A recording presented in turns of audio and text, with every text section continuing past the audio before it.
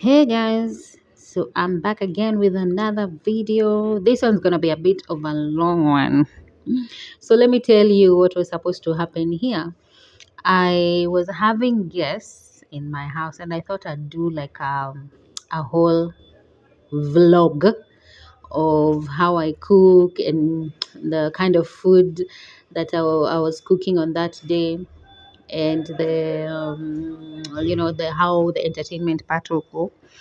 But then let me tell you guys, it was not as easy as I see it.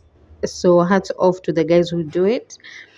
I ended up recording some parts and then some parts I didn't have. So the only complete part that I had was for the samosas when I was making the samosas. So what I'm gonna do now is just show you how I make my samosas. Okay, so we're gonna call this samosa vlog for um the people that I was hosting in my house. So I decided to do two kinds of samosas here. At the beginning there, I put my mincemeat in the fire. I had ended up adding more. So they were bought in different places. That's why they were looking different. Because I had to add the mincemeat. Many people were coming, so I've put that in that pot there, the one on the fire there, that one that I'm mixing, and then I have some chicken breast here. I don't like to mince my chicken breast when I'm making samosas or spring rolls or anything like that. I prefer to just cut into like mince them a little bit with the knife and not actually grind, because I don't like the grinded chicken breast. Chicken breast in its form is normally dries out when it gets to the fire. So trying to keep in that moisture in the chicken by not grinding, I cut them into really small, tiny bits, like so. So they kind of help hold their shape, and then they get in their the moisture is not lost so much, and then you can actually bite into chicken. You understand, it's not really minced. I don't like the minced kabisa, like I really don't. Yeah, so after cutting that up into tiny pieces as I can get them, I had my son here on the side helping with the garlic for spicing the samosas. And if you can notice, I normally don't add water in my when I'm whether it's the meats or the chicken. I just put a little bit of oil, and then I let it just the juices, yeah, from the meat themselves to actually cook the meat. So I don't use water at all. I find that water kind of dilutes the taste, makes it too. It sort of makes the meat tasteless. So that's what I do. I just what I did, just put it in the heat with some oil, and then this is me putting salt. I put some salt in there, and then salt also on the garlic so that it's easier to grind into paste.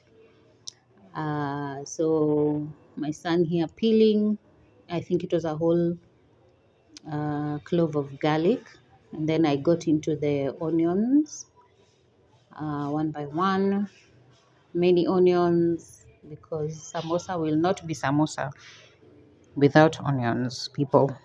You need the onions. And the variety of onion that I just use the normal red onion, purple onion, but the green onion, the scallions, I think they're called scallions, are also very good for samosas, but I find them so tedious. Seriously, if I have a choice, I would rather use these purple ones, these red ones, than get the green onions. But the green onions give you an extra flavor. You know, the green part of the onion actually gives you like, that onion taste. So after rinsing my onions there, I begin to dice them, to chop them, uh, so that I can add to my meats.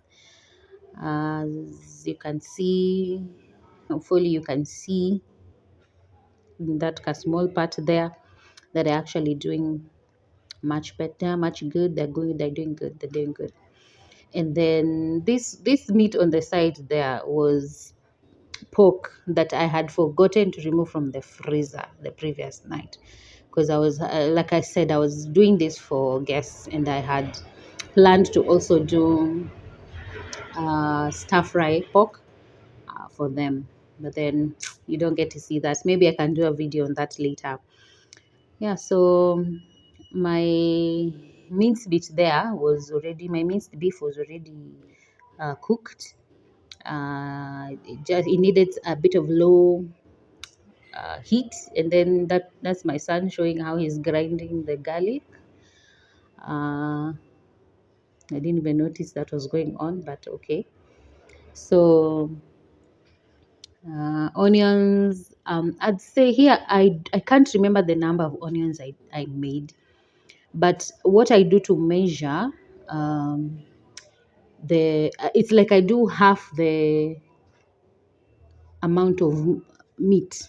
Yeah. So just by eyeballing using my eyes, I can just see that the onions that I have are like half the amount of beef. Um, so that it's beefy, it's not oniony, because I've seen those samosas that are like mostly onions and not really beef. I don't really appreciate that. I think that if it is a beef samosa, let it have beef. So I do mostly beef and then have the onions there as an aromatic. So I've added my garlic in the beef, the minced one that was already done, and then waiting for the one for the chicken, and then I have a few spices there that I'm gonna add. I'll show you. So I went and got some ginger that I had from the fridge, and then just a little bit of it, grated it, added it in the beef and the chicken as well. I had a little bit of garlic left, which I added on the chicken side, and then I did more of the ginger in the chicken just to give it a different kind of taste, so that the they don't sort of taste the same. Because I was having guests, yeah. I wanted them to have a different taste of samosas. So I did more of the ginger in the chicken than I did in the beef. So I put garlic, mostly garlic on the beef, and then mostly ginger on the chicken. Yeah, so that's me doing the onions for the chicken. I'd say chicken, yeah, for the chicken mince. And I added some salt there. Always make sure that you're tasting your food as you're cooking, because you want it to have proper seasoning. And then I put black pepper on that one and added some chicken masala. I also did chicken masala on this other one as well. Yeah. So I don't know why I put this one here. This was mint juice that I was making. I shouldn't have. Oh man, yeah. So just I'll use this as a side break kind of thing. This is how I make my mint juice. Oh my gosh. Okay, so since I was making batches of it, I wanted to make a lot of it. I was using two blenders there. So I do mint, lemon, pineapple, water, and sugar.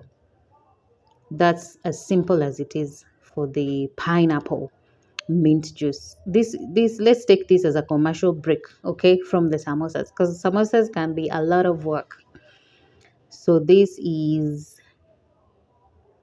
just finishing up on the juice. Yeah, I had this blender here and then the other blender on that other side, and then the lemon was, I think, a cup of lemon juice, because I was using four like medium-sized pineapples, and then bunch of mint a whole bunch of mint.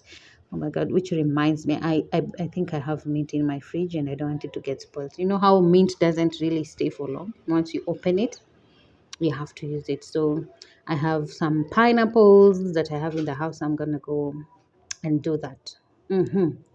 Yeah. So I'm even seeing there's like a scone on that side. Oh my gosh.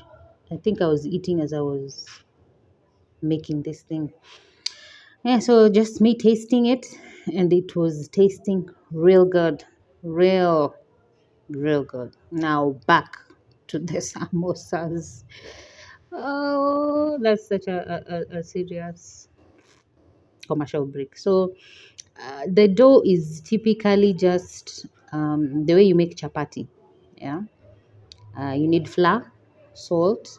I like to put a bit of sugar, just a little, and then some oil, and then water for mixing to make your dough. So I had made it earlier, made it rest there, and then now trying to get the sizes as small as a tennis ball. Tennis ball could be even bigger. Actually, what is that? Badminton, that size. Yeah. So when I had done this, I had noticed that they were a little bit big, but because these are for my guests, the samosas are going to be a bit bigger. But if it was for commercial, they would have been smaller. So what I do is I just flatten them like that. Very small circle, because you want to get thin layers. And I appreciate this step. When you can make them as thin as possible, it really helps. It makes even the samosa even more tastier and crunchier. So, by the way, another way you can make your dough a bit crispy and crunchy is by adding cornstarch. So you can add like a tablespoon, or when you're mixing your dough, a tablespoon of cornstarch. It sort of crisps up the flour. I mean the dough. Yeah. So as you can see, putting oil in one and then topping it up with another, so that I can flatten two at a time. It's easier for me that way. Um, and remember, the flatter the thinner the, you know, because I don't.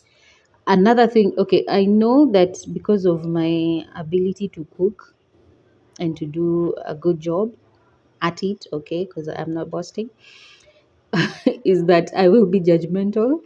When I eat something, I will definitely judge this thing. I'm like, oh my goodness, like it's not chapati samosa, it's, a samosa, and the wrapping has to be a bit thin. You want to make it as thin as possible. Yeah, not those funny, chapati on samosa. It doesn't taste real good, guys. Just, if you need lessons on this, I can give you lessons, show you how to do it good, and your customers will be back. I can guarantee you that.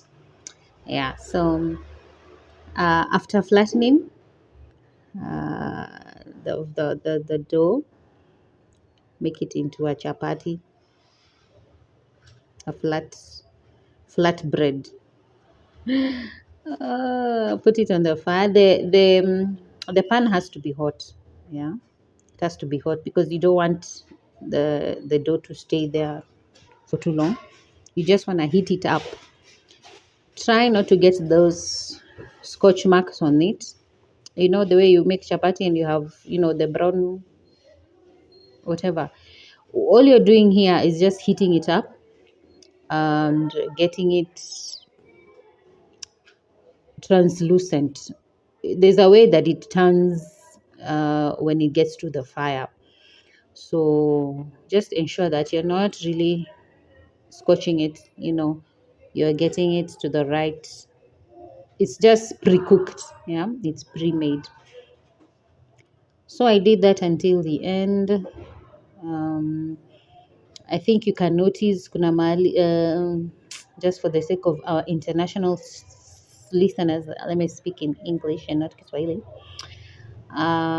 There's some places that I was turning the flatbread in like different directions because I wanted the edges also to get heat up.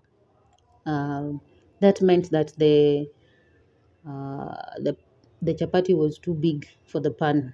Yeah, but like I said, this for my guests, they were gonna get big samosas. Yeah, but if it was for commercial, it would be smaller. It would be smaller in size, and just enough to fit the pan, and and the experience would still be the same. It's only that the size would be different. Yeah, so I did that until the end, and then that's the last one there. Is that the last one? No, second last one. Second last one. And then the flour on the side there is my paste, my glue. I was looking to have around 50 to 60 samosas here. I think I did even more. So that's me just separating them. Remember, I had put two, I had flattened two at a time. So I was just separating them, putting them, trying to put them in an even shape, like having them uh, centralized. Yeah. Don't worry about those ones that have tears. Normally, there's a way you can fix that even as you're making. Yeah, so centralizing so that I'm able to cut, and that's how I do mine. I do quarters. I do quarters for mine, and that way I was able to put, that one batch was for the chicken, and then this other batch was for the beef. So now, um, I add my dania afterwards, yeah, at the end of when the meat is cooled already, because I want it to still keep its green. What I didn't tell you is that I added red hoho on my chicken, and I wanted to just give it a different flavor.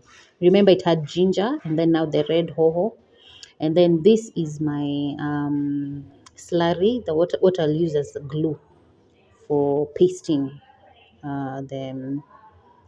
the samosas together. Yeah, so my dania there already done. Then now setting up to start the work. Now this is where it gets tedious. Like people get really tired. But I have grown so much in this skill that I can do this in 1 hour tops. Like if there are many, I'll do them in an hour. My mom is always like, "What? Okay, I don't even know how you do these things. You do them so fast." Even when I'm doing, chapatis, I go really fast. I finish in like 30 minutes because of just learning the skill, building it up, and just growing in it. So it's possible. So um, that's how I do it. Uh, Very fast. Started with the I think I'd already done the chicken at this point, and this was I was filling up the beef samosa. So I just put 1 tablespoon of the meat, and then having a conversation there with my helper. She was around. Don't know what she was doing there. I don't even know if she knows she'll be on the video. I don't even think she knows that I was recording. Anyway, yeah, so after filling them up, I now close and then I make sure that there are no holes on the side. So you want to pinch the edges real well. Make sure no oil gets in there because it's not really nice to eat oily samosa. You have to be very careful with it. Yeah, so after that, this is how they came out after uh, frying them.